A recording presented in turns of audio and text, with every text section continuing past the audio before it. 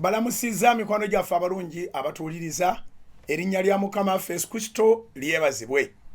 Mukulike eyo ku mirimu abavudde ku mirimu abatuuse waka ate era tubaaniriza ku mirimu abatuuse ku mirimu kubanga ensi bwetyo bweri abamu babanyuka abalala nga bayingira ku mirimu. Ne wano mu Uganda bwe kiri kati waliwo abayingidde ku night shift naddala nga abasawo abakozi b'omu hotels abali mu security organs abo offices zaabwe teziwummula oba oliawo gye bujja kirisaasaanira offices zonna ne tubanga emirimu egimu egiba gitaakoleddwa emisana gisobola okukolebwako ekiro. Ekyo nakyo bwe kiriba kibaddewo kijja kuyamba ku bbula ly'emirimu kubanga oli amanya nti akola kiro mu office yemu abalala nga bagikolamu misana. Ekyo nno kyabaawo dda mu mawanga g'ebweru abantu bakola nga oli waakomye ono watandikira. Era abaana bangi abakola emirimu ku petrol stations mu Uganda ng'akola emisana okwewala okugaba amafuta amangi okwewala okubala obubi ssente akola emisana aliko waakoma pampu neekwasibwa omulala neebalibwa bubalibwa nti amafuta agayo gabadde ge gano ssente ze zino ezitundiddwa kati oli n'atandikirawo records ze ezimatalinga ne integrity yaabo ababeera bazze mu office. So emirimu giyinza okutambula ennyo bwe tusalawo gikole nga tegiwummula. Abatalina mirimu baba bagenda kufuna emirimu mu ssaawa ezo eziketalingiddwa. Ne wano omusoloti ffe twakitandika dda omukutu teguwummula wabeerawo shifts ez'enjawulo mu control rooms mu media houses zonna. So wakyaliwo obugayavu mu kukola naye ndowooza ensinga egenda ekulaakulana ekyo nakyo kijja kutereera. So mbakulisaayo mwena abavudde ku mirimu ate mbaaniriza abatuuse ku mirimu. Mukama yeebazibwe, yeebala abakuuma, yeebala atukuuma, yeebala abalabirira era yeebale atulabirira, abagabirira n'abalwanirira naffe n'atugabirira era n'atulwanirira. Tumuwe ekitiibwa kyonna ate wamu n'ettendo. Nolwekyo njagala kubeebaza okubeeranga ku Salt. Mwebale nnyo nnyini ddala engeri gye mulabamu Salt TV. Salt TV ffe titujja kugamba nti batugambye nti yeesinga. Mmwe mugenda okukikola nga mu buli nnyumba abantu bali ku Salt TV olw'enteekateeka yaayo eya programs ez'obwakabaka bwa Katonda ate nga zikaatinga across okuyamba abalokole n'abatali balokole. Mwebale kuwulirizanga Salt FMs zonna gye ziri, mwebale kubeeranga ku Salt TV, mwebale abaabuuka abaalinnye ennyonyi abali emitala w'amayanja abali ku Salt Media app ku YouTube ne ku Facebook. Mukama akibabalira olw'obudde bwe muwaayo akasente kammwe akagenderamu wakati awo, Mukama akibabalira olw'ekyo. Mbakulisaayo abasabi n'abasiibi ababadde ku Kanani. Tubadde ku Kanani olwaleero mu maanyi ddala. Nsaba wa control room otuwe ku service ya leero nga bwebadde ng'abantu batudde oba nga basaba bali mu kugaba n'ekigambo ate ne mu area eyo ey'amafuta owa control room tuwe ku service nga bwebadde ku Canaan Land abantu nga basaba, abantu nga batudde, abantu nga bagaba n'amafuta. Tusiimulidde mu Jia olunaku olw'Essande twasuubiza nti olunaku olwokusatu olwaleero tugenda kuba tutandika nate buto okwanoyitinga abantu nga tumaliriza ddala ekisibo ky'ennaku 14. Ekisibo ekigenda okuggwayo ku Sande kigenda kuggwayo ku Sande eno nga 12 olwaleero tubadde mu bungi ku Canaan Land era buli abaddeyo amafuta agafunye. Ekigambo tukiridde, esala tugisabye, service ebadde fantastic nga bw'ogiraba gwali ku Soroti TV. Ebadde nnungi ddala sala yeeyo. Buli kimu kitambudde bulungi. Twebaza Katonda nti olunaku olw'enkya lwakuna tugenda kusaba, tugenda kugaba n'ekigambo, tugenda kusiiba, tugenda kusiiga amafuta. Bayibuli egoogerako nti gakutula ekikoligo. Ekikoligo twakyogerako nti kyekyuma ekyo ekikusibibwamu ng'omuddu wa buli mbeera.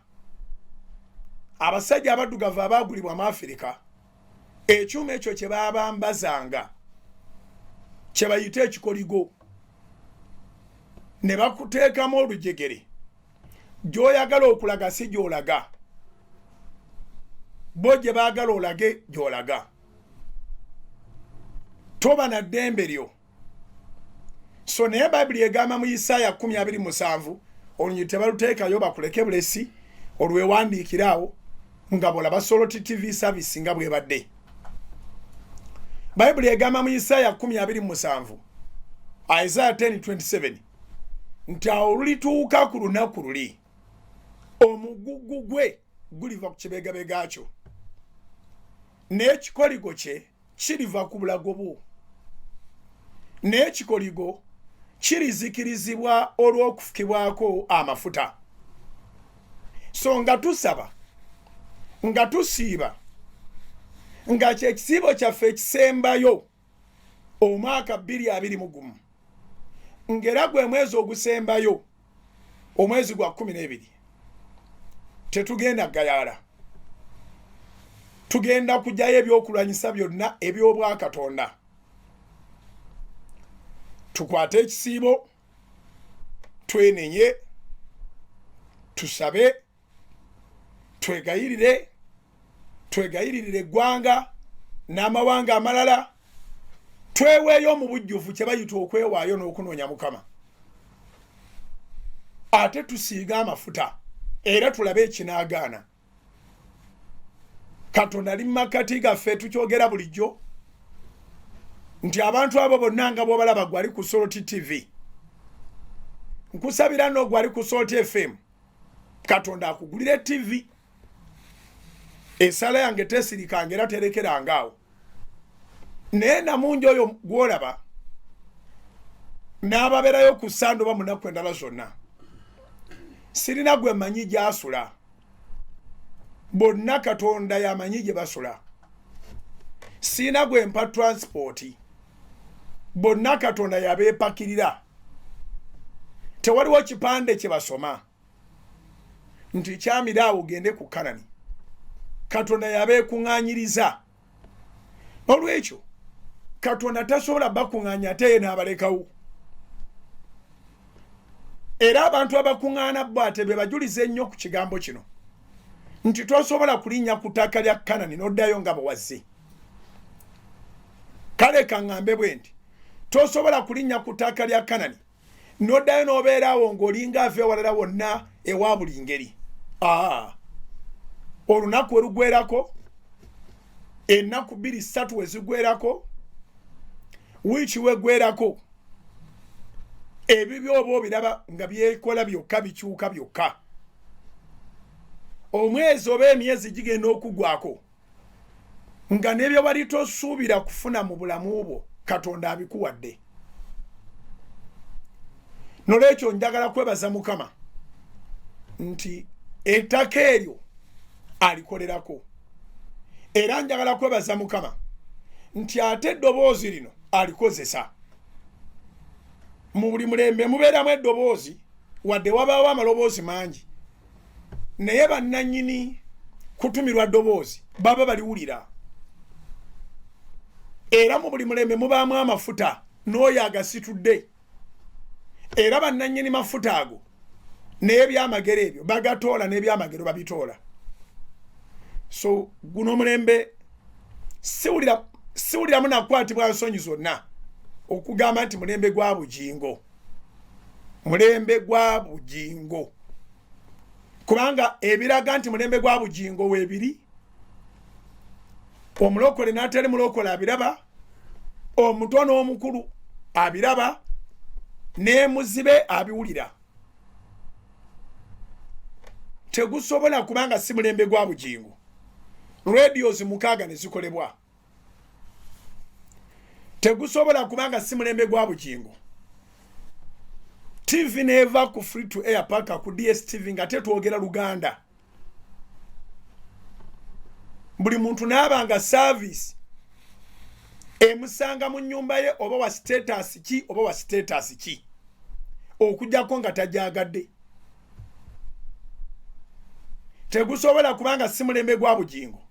N'olabanga Kenya, Tanzania, Sudani, Rwanda, Burundi, Somalia, buli wantu wobuuza bakugamba ffe tubeera ku soluti. Amawanga gonna TV gye zitatuuka zino ezaffe tezinaba kubeera nga CNN.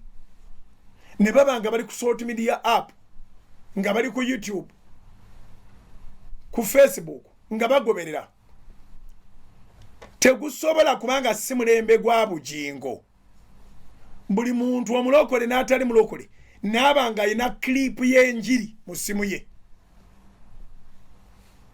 Clip y'enjiri buli gw'osanga ne bw'aba minister ne bw'aba ani agamba, by the way, I have his clips. You mean Pastor Bugingo? This is what he said. And then they go to their galleries and they find the clips and they play it. Abantu buli omu ayinayo kadoozi akava ewa Bugingo. Mukama ankozesa era saagala okikirize. Kubanga okukikukirizisa si kwange, okukikukirizisa kwa Katonda. Singa kwange nandigenze kubali abawakana n'aboogera ebigambo ebirala bakkirize waakiri ebigambo bino. Naye olw'okubanga okukkiriza nti omulembe gwange, amafuta weegali, ekisawo ekiri, omulimu ogwo gwa Mukama era yaleeta abantu. Yabategeeza nti mutuninge muwulirize.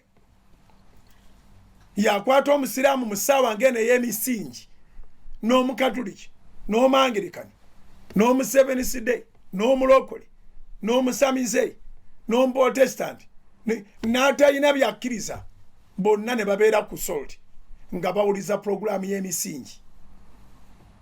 So service egenze bulungi olunaku olwaleero nga bw'ogiraba ku TV n'atera ogamba wa control room agijjeyo, naye egira ng'egenda maaso okutuuka n'amugamba agijjeyo.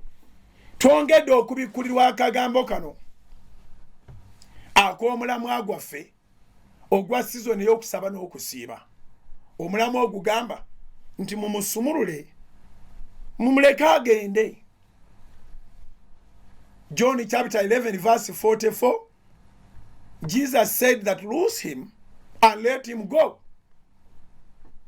Yokaana 14:4, Yesu n'abagamba nti mumusumulule mumuleke agende. Twongere okigabano ojja kiwulira ku njiri wano ku Salt FM, ojja kiwulira ku njiri wano ku Salt TV, nga Omwoyo Omutukuvu atubikkulidde nti obulamu bwa mumusumulule mumuleke agende. Okusingira ddala bukwata kwabo aba designing eddawo okulaga naye nga tibalaba bwe bagenda. Emikono nga misibe, amagulu nga masibe, ne ku maaso nga kuliko ekiremba, naye nga ye Katonda n'obwakabaka bwe ali convinced nti omuntu ono alina olugendo. Mumusumulule mumuleke agende. Alina vision mu bufunze. Omwoyo Omutukuvu atuwadde ebyokulabirako nti osobola okubeera n'omuntu ku kitundu naye n'okkiriza nti yakuleka, naye ate nga musuulamu ennanga neighbor, naye ne mumunyumyako nga muli mwekka ne muga nti oyo ali wala, oyo ali wala nnyo, yagenda de yatuleka. Amakulu gaakyo nti olugendo mu bulamu buno si luno lwa kuyingira mu kkubo lwokka, naye n'olw'ebirowoozo ebirungi, olw'ebiruubirirwa ebirungi, olwa goals ennungi, olugendo olwo n'ogamba naye omwaka gwe ŋŋenda okuyingiramu njagala ngutambule bwe nti, njagala ngate ku savings zange ngule ettaka, njagala omwezi we gutuukira ogw'omukaaga ennyumba ngisimira omusingi gwayo etandike. Olwo olugendo nno njagala omwezi we gutuukira ogw'omwenda oba ogw'ekkumi nga maze ogisereka. Tuli mu kwogera nga twogera ku lugendo lw'osobola okudizayininga mwaka ogujja. Era olugendo olwo n'olwogerako ng'ogamba nti eno ye Christmas gye nsembayo okulira mu nju empangise. Kitegeeza wadde otudde ku lujjuliro olwo naye wasimbudde dda olujjuliro oluddako olw'okwagala kwa Katonda n'ekisa kye, ojja kutuula mu nnyumba yo gye wazimba. Katonda omwetaagirawa? Omwetaaga okulagira nti bakusanctioninge ogende, bakusumulule ogende. Buli alina ekirowoozo ekirungi Katonda abeera mabega w'ekirowoozo ekyo, na buli alina ekirowoozo ekibi Setaani yabeere mabega w'ekirowoozo ekyo. Kiwandiike. N'atera ogamba wa Salt TV ajjayo service ne ajjera akyagirekayo njogere nga n'amaaso be galya. Wandiika nti buli alina ekirowoozo ekirungi Katonda yali emabega waakyo, na buli alina ekirowoozo ekibi Setaani yali emabega waakyo. Kale buli alina ebirowoozo ebirungi olugendo olwo lulungi. Bayibuli ekugamba nti luyiringisirizenga ku Mukama. Kibi okuba n'ebirowoozo ebirungi ate n'osalawo otambule bwa nnamunigina. Zabuli 37 olunyiriri olw'okutaano. Luwandiike buwandiisi kubanga tukyagenda maaso n'okulaga saavisi nga bwe badde olwaleero ku Salt TV ekitundu. Abamu babadde balowooza titubeereyo leero.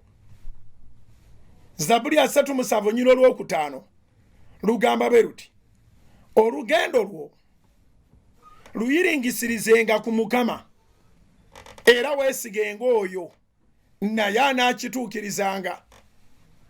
Okuteekateeka olugendo kwaffe okukutuusaayo kwa Mukama. Psalms 37 verse 4. Olugendo lwo oluyiringisirizenga ku Mukama era weesigenga oyo naye anaakituukirizanga. Kankwongerewo olunyiriri olulala wano olw'olugendo. Zabuli 37 giwandiika era olw'23. Psalms 37 verse 23. Olugendo lw'omuntu lunywezebwa Mukama era asanyukira ekkubo lye. Katonda bw'omulaga kkubo ly'ogenda okwata yakusanyukirako. Mu kukusanyukirako kyava akuyambako okulutambula n'olutambula successfully. English version. Psalms 37 verse 5. Commit your way rather to the Lord. Trust in him and he shall bring it to pass. It is only God who brings to pass. It's only God who brings it to pass. Psalm 37 verse 5. Commit your way to the Lord. Trust also in him, and he shall bring it to pass. Then Psalms 37 verse 23. The steps of a good man are ordered by the Lord, and he delights in his way. The steps of a good man are ordered by the Lord, and he delights in his way. God is delighted when you put your ways before him. So tubale tugamba nti Yokaana 11 mu nnyaka tundu akasemba mumusumulule mumuleka agende. Oteekwa okubanga nawe oli sure ku destination yo. Kiwandiike. Mumusumulule mumuleka agende. Oteekwa okubanga nawe oli sure ku destination yo. Mwali mukirowoozezaako nti abasibe abamu bagifuula Saala mu kkomera ebibonerezo byabwe bireme okuggwako baleme okubasumulula kubanga ebweru tebalinawo balaga nga bamusibidde ebbanga ddene kati ate kirabika mbu ekibonerezo kigenda kuggwako bw'aba yali aleseeyo omukazi tamanyi mukazi n'abaana baliwa bw'ajjukira nga yabaleka muzigo basobola okubanga oba bakapangisa emizigo emeka kasookedde asibibwa bw'eba yali njuye gy'azimbye kisoboka okubanga bagitunda dda banoonye fiizi bwe liba lyali dduuka liteekwa okubanga lyaggwawo nga bagamba nti ezivaamu nnyinizo nga zangaala zifa naganga. So omuntu asobola okubeera mu kkomera ne bamugamba tukutadde n'akuba wa prison eŋŋumi ez'okumu okumu afune omusango omulala bamuzeeyo ne wabaawo omulala ng'alinga Mandela ng'amaze emyaka 27 mu kkomera naye ng'omutima gwe gukyanyweredde ku lugendo lwe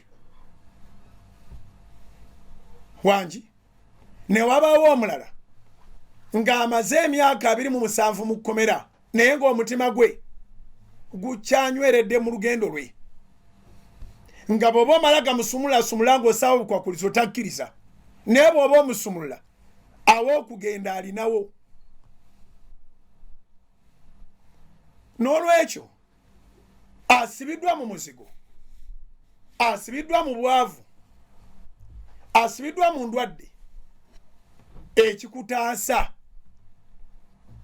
kwe kuwandiika olugendo lwo, kwe kumanya olugendo lwo n'ogamba naye olugendo lwange njagala dutambula bwe nti.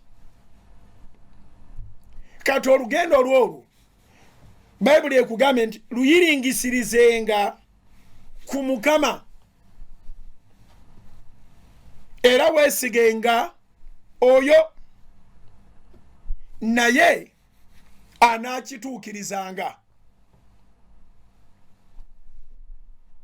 Kati wa Salt TV tukweyanziza webale kutulaga ku service ya leero gijeyo abantu kabandabeko twogere maaso ku TV mbarengena kanti maaso ku maaso na atenze ndi mu TV atoli ali mu ntebe akola notice olugendo lwo designinze lwe luviirako ekiragiro ky'eggulu nti bakusumule bakuleka ogende kubanga ne Katonda alaba nti oliko woolaga nga tonna bakulaga lugendo olwolwo lwoyiringisiriza ku Mukama osobola ogende waddako. Oyinza okuba ng'olina n'abantu abandi kusumuludde abalina akasente akeegasa, oyinza okuba olina abantu abandi kusumuludde nga balina emirimu gye bandikuwadde, kubanga buli design ya buli lugendo kyesooka okukola kukuwa byakola. Kiwandiike buli design ya buli lugendo kyesooka okukuwa kukola byakola. Every journey will give you assignments. Ne bw'oba oli busy otya bw'ogamba nti njagala genda mu America, kitegeeza ogenda either ku renewinga passport yo naye ogenda ku port yabwe, ku port ofuneko details okolereko appointment za computer ogenda kuarranginga empapula zo ogenda kuwandika ensonga lwaki oyagala kugenda mu mawanga gaabwe ojja nakufiirwayo olunaku ogenda okuwa visa oba okugikuma naye kasita ogamba nti nteeseteese olugendo kitegeeza nti oteguludde emirimu gy'ogenda okukola so ateeseteese olugendo olw'okuba nti Christmas eddako togirira mu muzigo egyo mirimu ojja kukolera ddala naye Mukama yakuyamba okukituukiriza ne bw'oteekateeka nga ne ssente ozirina ng'oli omu ku abo abayinawo kwegamba nga wandibadde ogamba buga nti kibeewo ne bajjayo ssente ku akawunti ne kibaawo Mukama bw'aba takuyambye tekibaawo oba kyo kisobola okubaawo neggwe n'otabaawo Bayibuli kyeva egamba nti oba olina oba tolina weesigenga oyo wangi Bayibuli kyeva ega nti oba olina oba tolina era weesigenga oyo trust also in him Zaburi 37 nyiro lwokutaano balukuteereyo Psalms 37 verse 5 olugendo olwo oluyiringisirizenga ku Mukama akatundu ak'owakati kagamba era weesigenga oyo naye anaakituukirizanga.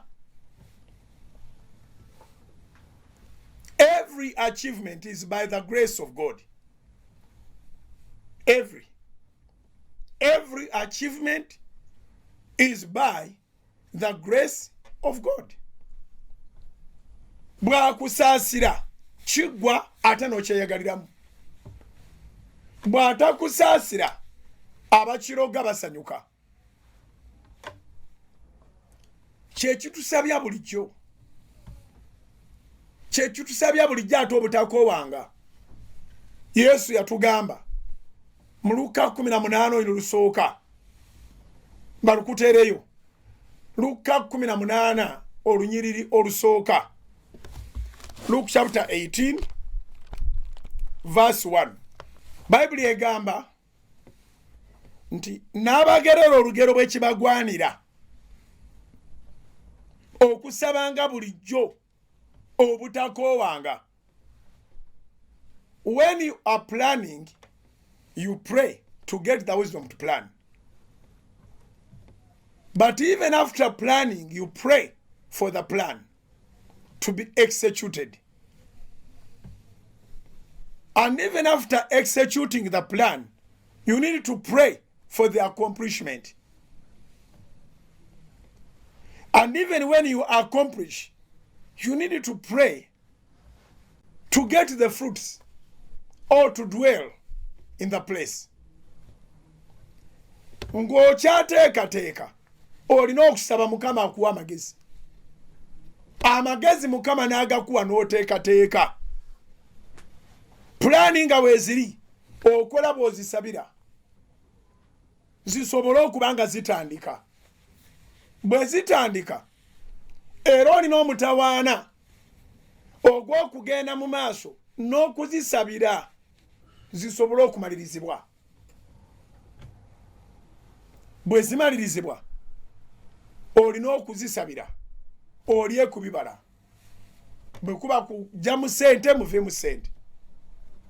Bwe kuba kubeeramu kuwangaliramu owangaliremu mirembe. Oba tutegeregana. Osabira okuwasa, n'osabira emikolo, n'osabira okuzaala, n'osabira fiizi, n'osabira omwana okuwangaala, n'osaba naye awasa oba afumbirwe, n'osabira abazzukulu bo. Okusaba kitundu kya bulamu. nga n'okukola bwe kiri ekitundu ky'obulamu.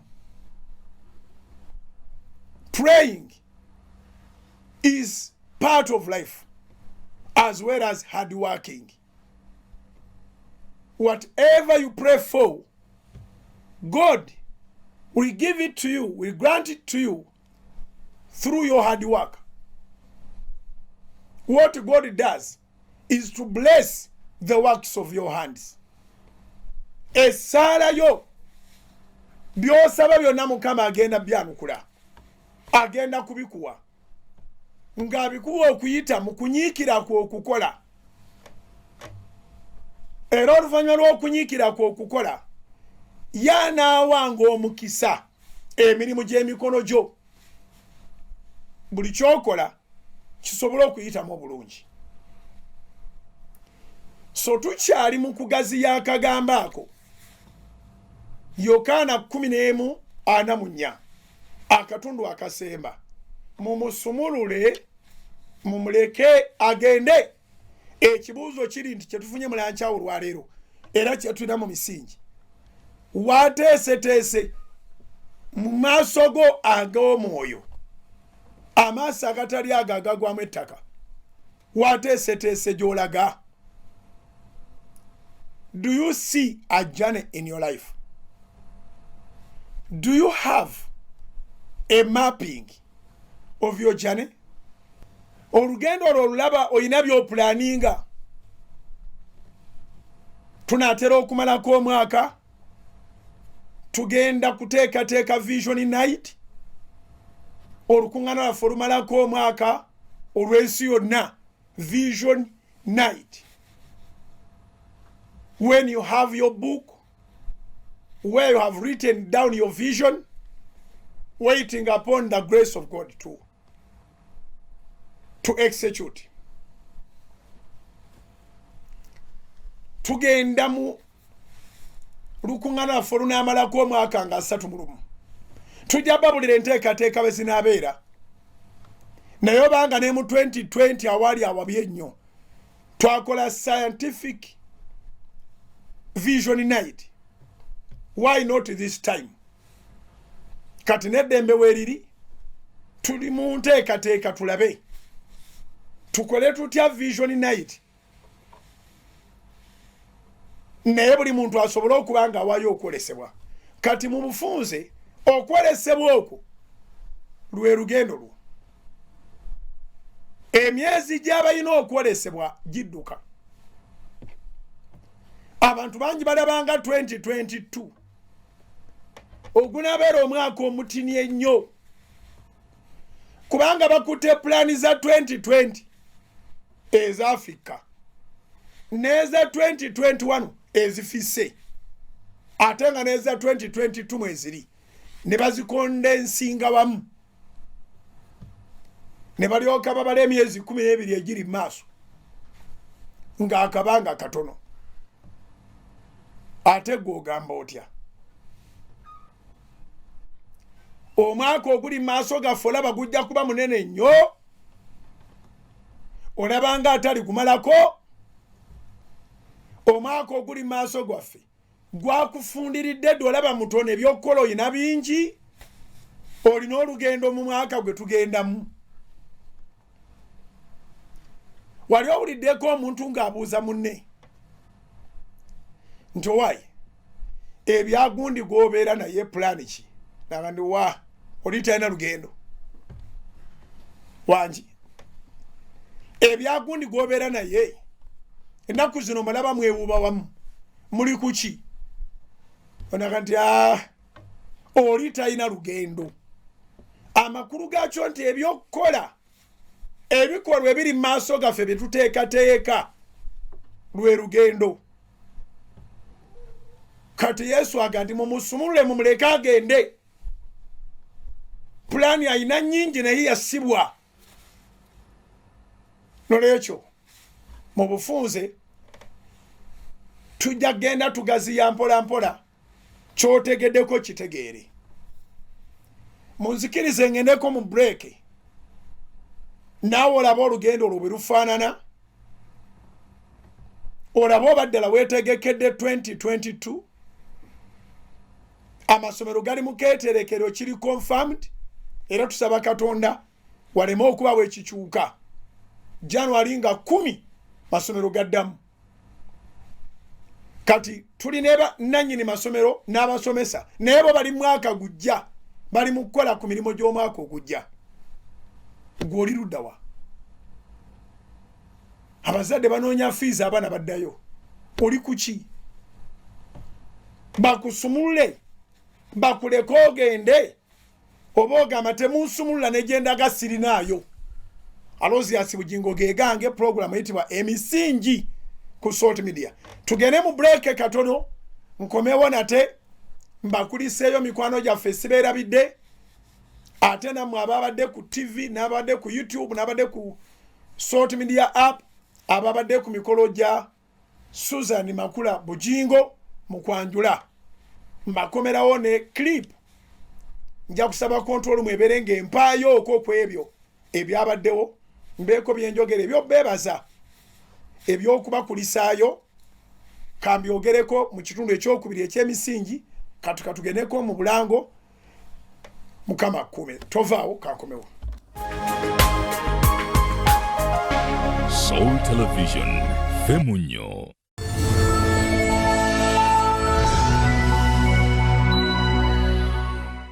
Erinnya lya Mukama Yesu Kristo lyebazibwe Katonda tukolera byonna. Bwe tutandika okwogera Katonda byatukolera tusiibawo ne tusulawo ate ensi netuuka okugwawo nga tukyabyogera. Nolwekyo tumuwa ekitiibwa tumuyimusa era tumugulumiza. Mukama yebale kubakuuma ate yebale kutukuuma. Yebale atuyisiza mu buwonvu n'obugga. Yebale atuyisiza mu bisenyi mu nsenyi aseetezezza ensozi mu maaso gaffe. N'okusingira ddala yebale okutukuuma nga tuli balamu. Yebazibwa atuwadde ekirabo eky'obulamu ekitaliiko dduuka yonna gy'ogamba nti eno gye batunda obulamu. In other words, bangi abalesse ennyingi abandi badde basobola okugenda ne beegulira obulamu. Naye Mukama atuwadde obulamu tumwebaza. Mbalamusizaako mu linnya lya Mukama Yesu Kristo omwana wa Katonda omulamu. Era nzize kubajjukiza ku kigambo kino ekikulu ennyo abantu abamu kye baali batatwalanga ekikulu naye nga okuba nakyogerako ne ku mulundi guli kati bakitwalanga ekikulu era kifuuse omukisa mu bulamu bwabwe. Ekigambo ky'okuwaayo ekimu ky'ekkumi n'ekiweebwayo ng'oweereddwa omukisa yonna gy'oli kikukakatako okulya ebitundu 9 ku 10 10 n'oliwaayo eri Katonda. Kiba kibi nnyo okulokoka naye ate n'obanga okuvunaanibwa okunene okukutuusa n'okugenda mu geyeena ng'ekikututteyo kuddira mutwalo ne gukulema okujjako ennusu 10, kuddira mitwalo 10 ne gikulema okujjako omutwalo, kuddira miliyoni 1 n'ekulema okujjako emitwalo 10 nga kye kikututte mu geyeena. Kubanga Katonda buli kigambo kye kiri weewaawo. Ayogera mu kitabo kya Malaki essula 3 okuva ku lunyiriri olw'omunaana okutuuka ku 12. Nsaba bazituteereyo ku TV abali ku Salt TV basobole okuba nga tusomera wamu ebigambo bino bitegeere obinnyonnyoke era obitambuliremu. Kubanga ekigambo kya Katonda si kyakuwulirwa buwulirwa wabula kyakuwulirwa na kukola. Yes. Kale batuteereyo Malaki 3 okuva ku lw'omunaana okutuuka ku 12. Bayibuli egamba bweti, omuntu alinyaga Katonda naye mmwe munnyaga nze, naye mwogera nti tukunyaga tutya? Munnyagako ebitundu eby'ekkumi n'ebiweebwayo, mukolimiddwa ekikolimo ekyo kubanga munnyaga nze. Eggwanga lino lyonna muleete ekitundu eky'ekkumi ekiramba mu ggwanika. Ennyumba yange eberemu emmere era munkemme nakyo, bw'ayogera Mukama w'eggye. Obanga siri baggulirawo ebituli eby'omu ggulu ne mbafukira omukisa ne wataba na bbanga we gulijja. era ndinenya omuli ku lwammwe so talizikiriza bibala bya ttaka lyammwe so n'omuzabibu gwammwe teguli kunkumula bibala byagwo mu nnimiro entuuko nga tezinnatuuka bw'ayogera Mukama w'eggye. Era amawanga gonna gali bayita ba mukisa kubanga muli b'ensi esanyusa bw'ayogera Mukama w'eggye. Ebigambo ebyo tubisomye okuva mu Malaki essula 3 okuva ku nnyiro lw'omunaana okutuuka ku 12. Katonda ng'agamba naye lwaki mwagala okunnyaga? Lwaki munziba? Eyo Luzungu yeegambira ddala, why do you rob me? And you ask, we rob you how? And he says that through tithes and offerings. Nolwekyo tuyimiriza program ne tubateerayo akalango kano yonna gy'oli osobola okuba nga osobola okutuukirizanga obuvunaanyizibwa bwo kubanga ekituufu kiri nti Katonda ayogeddewo ebigambo eby'amaanyi bingi n'okolamu nga bina. Ekisooka akulaga nti akusonyiirawo nga bw'obitegedde kati tandika okuwaayo ekimu ky'ekkumi ekiramba n'ekiweebwayo mu ggwanika ennyumba ye esobole okubeeramu emmere. Abooluganda ffe tukola gwa kutuusa mmere omugaati ogw'obulamu ekigambo kya Katonda ne tuliisa ensi yonna era agamba nti mukeme, you test him, agamba munkeme nakyo mulabe besiri baggulirawo ebituli by'omu ggulu ne mbafukirira omukisa nga tuwana bwe muguteeka ne nnimiro zammwe ebibala tebiri kunkumuka ng'entuuko tezinnaba. Amakulu gaakyo Katonda tagenda kuganya unnecessary expenses ezigwa mu bulamu n'osaasaanya nga teweetegese obadde tokirowooza nako. Kumbe kiki ekyonona ssente zo era ekizireetera okusaasaana? Mulimu eza Mukama ze walemera kati n'ezizo omulabe n'azikubiramu naye agamba nti nga tukigondedde agenda kutuwa omukisa tewanina bbanga we gugenda kujja naye n'abatulaba banaatuyitanga abaweereddwa omukisa bassebo ne bannyabo okubanga okyali mulamu mukisa gwennyini oguva eri Katonda. N'olwekyo njagala kukubiriza naawe weekubirize owengayo ekimu ky'ekkumi ne bw'oba tolabye bisawo bya ssente nga bikka naye owulira nga olina eddembe mu mutima gwo, owulira nga by'okola toli wekka olina Katonda. N'olwekyo kinyuma ebimu by'ekkumi n'obitwala mu church ate kinyuma n'obyeggyako. Y'ensonga lwaki tubaleetera provision ne tugamba nti twala mu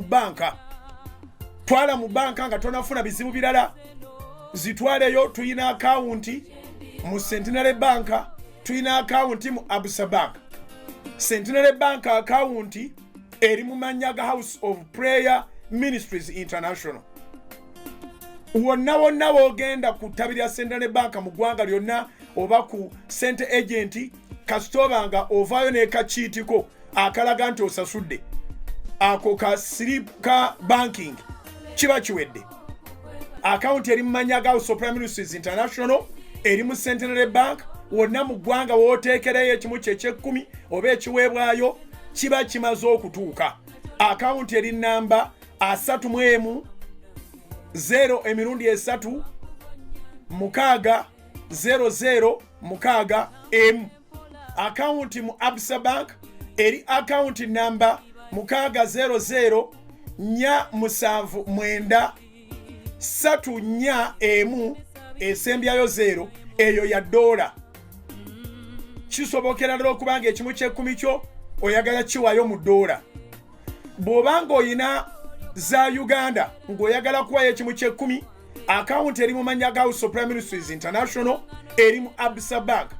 Akawunti eri namba 600 297 680 Akawunti eri mu mannya ga House of Prayer Ministries International eya Uganda shillings mu Absa Bank eri akawunti namba 600 297 680 esembyayo emu. Katonda abatuwera omukisa nga mutwala ebimu byammwe bye10 abagenda mu Absa Bank, abagenda mu Centenary Bank, Katonda akibakolere nga bwe yakisuubiza.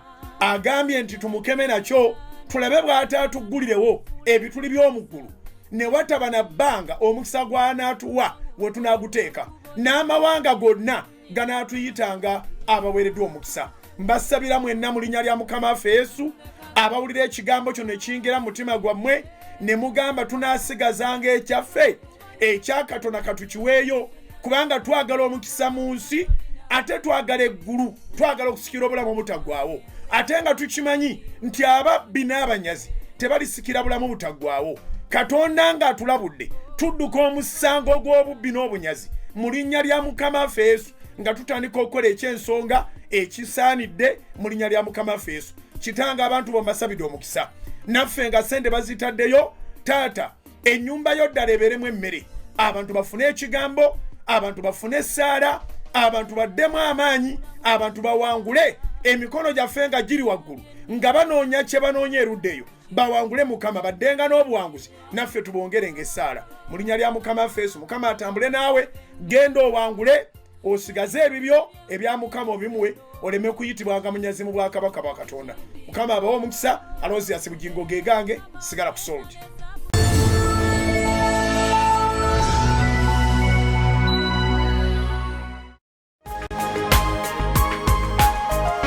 Soul Television Femunyo.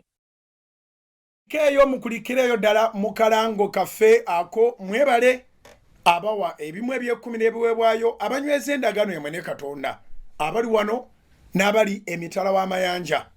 Mutuwa amaanyi, mutuwa okuweereza, mutuwa okutuusa obubaka buno mu mayumba mwe butandituuse, mutuwa okutuuka ku bantu nga bandibadde tibakwasika naye ne tunywerera ku mikutu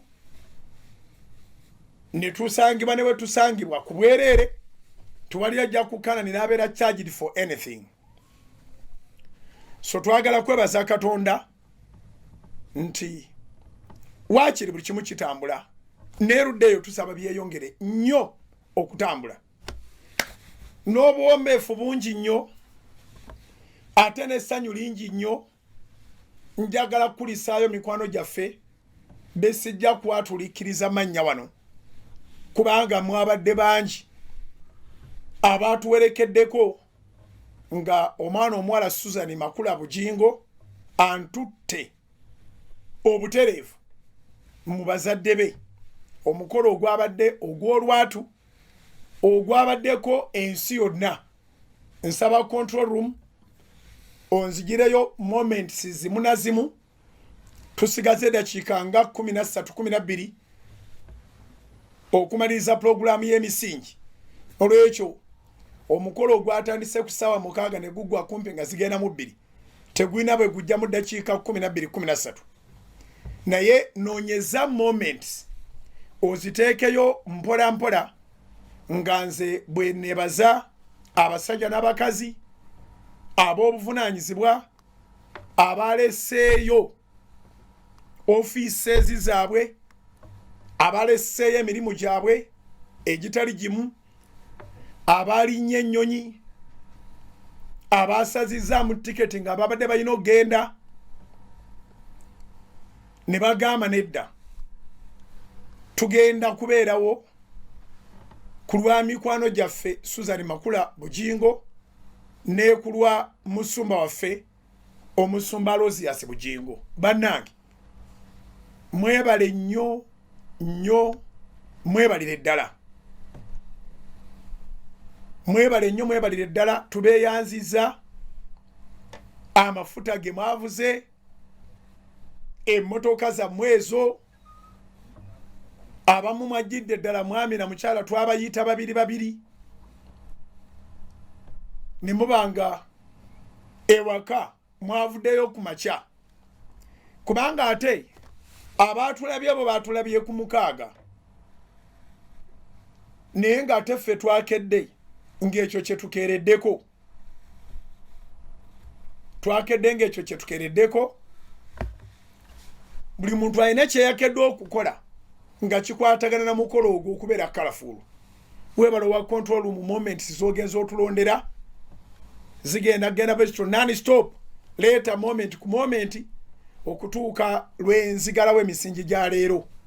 Egya leero girimu ebitundu bibiri, mulimu ekitundu kiri ekisoose kye tunaagattako enkya, ne mubaamu n'ekitundu kino kyekisobola kwebeera okubeebaza.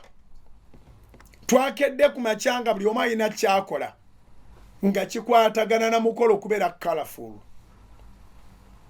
Tiimu yaffe yonna yagenze entourage ate ne tiimu eyatwaniriza. Bannange mwebale abavudde okumpi n'ewala, ab'Embale,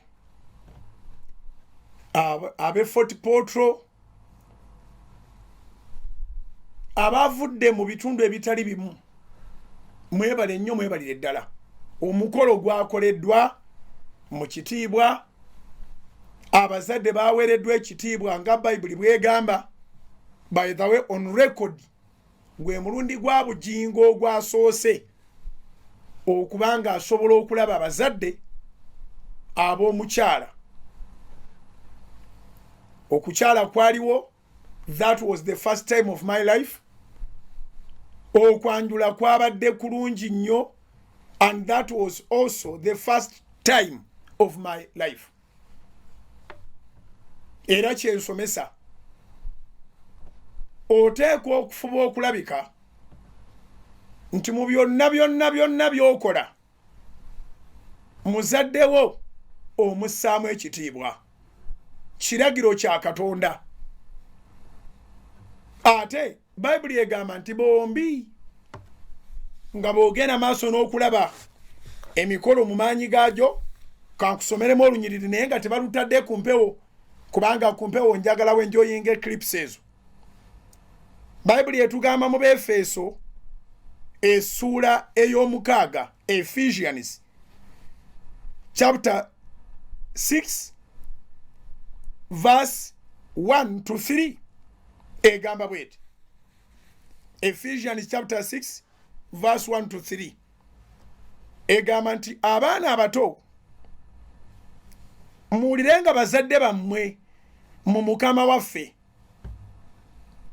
kubanga kino kye kirungi.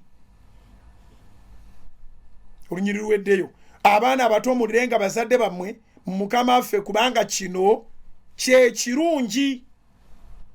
Okay? Verse 2, osangamu ekitiibwa kitaawo ne nnyoko. Ate no Bayibuli yakula ngeri, buli kyeyogera kiriko okulungamizibwa kwa Katonda era kye kituufu. Gwe ate tosomanga lunyiriri nga lugamba nti osangamu ekitiibwa nnyoko n'ekitaawo, kubanga Bayibuli buli lwementioninga the law of first mention, Bayibuli buli lwementioninga esooka kitaawo. Befeso 6:2 osangamu ekitiibwa kitaawo ne nnyoko, lyetteeka ery'olubereberye eririmu okusuubiza. Ekyo bakiteeka mu bracket, lyetteeka ery'olubereberye eririmu okusuubiza. Okusuubiza okuliwa. Olunyiriri olwokusatu lugamba nti olyoke obeerenga bulungi era owangaalenga ennaku nnyingi mu nsi. Olyoke obeerenga bulungi, tukolerera kuba bulungi, era owangaalenga ennaku nnyingi ku nsi.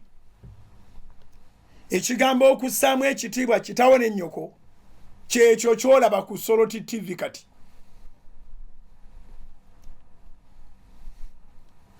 Kyekyo kyolaba ku Soloti TV. Ekitiibwa kiri ekyobuwulize, ekitiibwa kiri ekyokutumanga n'okolera mu budde, ekitiibwa kiri ekyobuteeyonoona kuswaza bazadde bo, ekitiibwa nate paka kwekyo ekyokuwasa oba ekyokufumbirwa ng'abo abakusooka bali involved.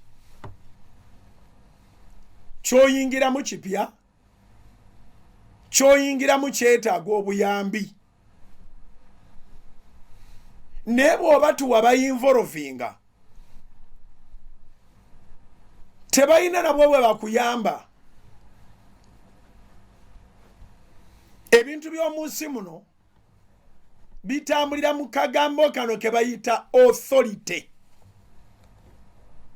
Kyova owulira nga lyo National Environment Authority, National Roads Authority, Uganda Revenue Authority, Kampala Capital City Authority. Awatali authority omuntu aba talina bwayingira mu kintu. So omuzadde gwe wayisaamu amaaso n'okola ebintu byo bwe bituuka eyo nga bikulemye abulwa moral authority kubanga n'okuba weefumbiza oba wawasa nga tobataddeemu. So newankubadde nga ebeera process oyina okufuba okulabika nga process eyo ogiyitamu bulungi n'obwegendereza olema okutuuka eyo mu maaso n'olemererwa. Edde nnyo waffe Masaka eyo oba Sorority TV otukoze bulungi nnyo, obwo bukilipu bulungi nnyo. Mukolo gwabadde matabuta, mukolo gwagasse cultures zonna. Owa Sorority TV otukoze bulungi, genda maaso. Ewaffe Masaka eyo gye nakulira nga bw'oba otambula n'olabika ng'amanyi gy'olaga n'obulwa n'empisa n'otabuuza ku bantu, singa otuuka eyo n'oba nga otabuddwa gy'olaga nga otankanamu bw'odda emabega abantu ne boddamu n'obabuuzaako tebagaana kwanukula baanukula. Kati bw'obalaga nti ate obabuuzizzaako okubanga gy'obadde olaga bakulemye nga bakujjukiza nti otubuuzizzaako weebali naye watuyiseeko wano ng'ogenda opaala bupaazi. Bannamasaka beewaffe bakikumalako, watuyiseeko wano ng'ogenda opaala bupaazi. Ffe nno nga tulowooza nti gy'olaga omanyiyo. Okubajjamu endagiriro omala kusasula fayini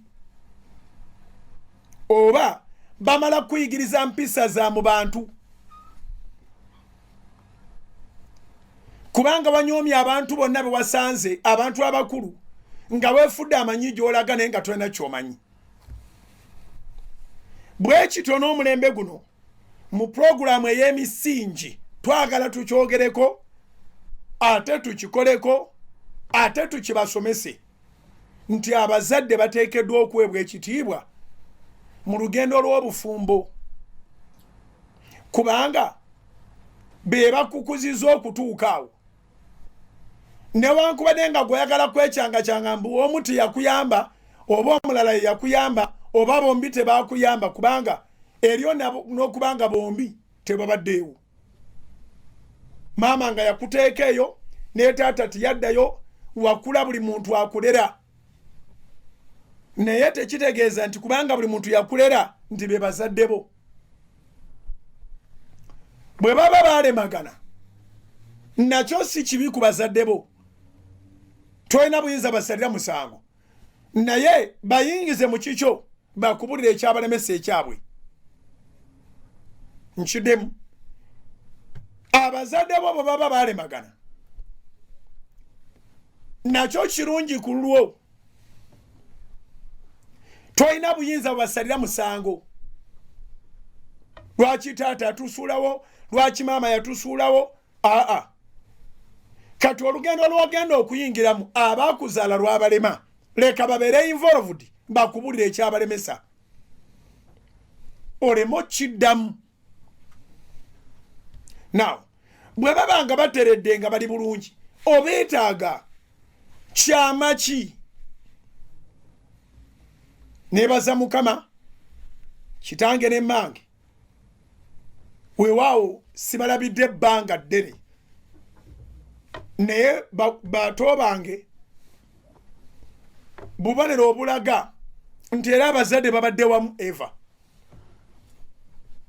n'olwaliro we mbalabidde era mwabalabye akatambi kaabwe ke baweereza era bali wamu taata oyo gwolaba asuusizza emyaka 9 maama naye omulaba mukazi mugumu naye tetuyinza kubuusa experience yabwe maaso ne tugamba tutegeera nnyo okubanga tuli mu kompyuta tutegeera nnyo okubanga tuli mu .com era as you say. So njagala kwebaza Susan Makula Bujingo kati officially kubanga abazadde tebana kye batubanja byonna byonna ente zonna ze basaba mukama yatusobozesezza abazadde bange banyambyeko baganda bange banyambyeko mikwano gyange buli kimu tetuna kye tubanjibwa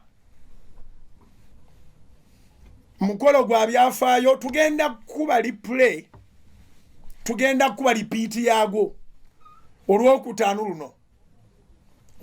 luno ku ssaawa 4 ez'ekiro gwabadde muwanvu naye abakugu bali mukugu editinga bali mukugutoolamu kano ne kali bagatte ate ebirala ebisoboka kuba tojja kutuula kuva ku ssaawa 4 paka ssaawa 10 za kiro naye bali mukujjamu ka cream nga kasaawa nga 3 okuzijja mu ssaawa nga 10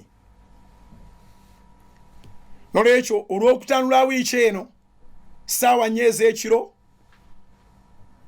yes lwakutanulwa wiiki eno ssaawa 4 ez'ekiro tujja kuddamu tugwote buliro tulabe ku replay yagwo naye nga ekinkozesa ekitundu ekisembayo bwe nti njagala kwebaza abali emitala w'amayanja abasabye zi off abasibye ku mukolo ababadde ku YouTube ababadde ku Facebook ababadde ku televisioni zammwe ku bugazi bwonna ku network zonna abalokole n'abatali balokole kama atuwadde ekisa nitusobola okukola ekintu eky'olwatu nga bwe ngambye ekyasoose mu bulamu bwange mukyalo okundaga abazadde be ate ne baza mukama nti mwenna mwabadde ba witness era mwalabye abazadde bweweebwa ekitiibwa nsuubira mukisa mwereere kubanga bagutusabidde mbasabidde omukisa baagaliza birungi obudde buweddeyo nga bwe mbagambye tetuna bwe tweyongerayo amawulire ga Salt TV ku ssaawa 3 gatuuse programu ya Salt FM naye etuuse naye omukolo gwegwo era mbeyanziza tujja gweyongera tugunyumirwe lwakutaanula wiiki eno ku ssaawa 4 ez'ekiro okweyongera waggulu tusinkane enkya mu saavisi ate ne misingi n'olwokutaano bwetutyo sande tukigale ne anointing nga tumalize ennaku 14 ez'okusaba n'okusiiba mwebala abasabi mwebala abasiibi twabadde successful kubanga mukama ali naffe. God bless you. Stay on Salt. Soul Television, Femunyo.